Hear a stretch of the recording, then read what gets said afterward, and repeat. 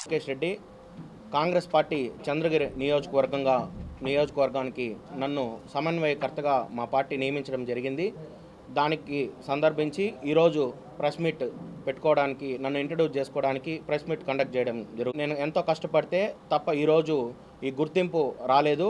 మా madam YS Sharmila Reddy గారు ఈరోజు నన్ను నమ్మి ఈ అవకాశం ఇచ్చిన దానికి మా పార్టీ జాతీయ అధ్యక్షులు మల్లికార్జున ఖర్గే గారికి, ప్రియాంక గాంధీ గారికి, రాహుల్ గాంధీ గారికి, అదేవిధంగా సోనియా గాంధీ గారికి, వైఎస్ షర్మిలారెడ్డి గారికి, రాష్ట్ర ఉపాధ్యక్షులు కె వేణుగోపాల్ రెడ్డి గారికి, దొడ్డారెడ్డి రాంభూపాల్ రెడ్డి గారికి, అదేవిధంగా ఇక్కడ తిరుపతి సిటీ అధ్యక్షులు చిట్టిబాబు గారికి, చిత్తూరు సిటీ అధ్యక్షులు టిక్కీరాయల గారికి నేను ప్రత్యేక ధన్యవాదాలు తెలియజేసుకుంటున్నాను.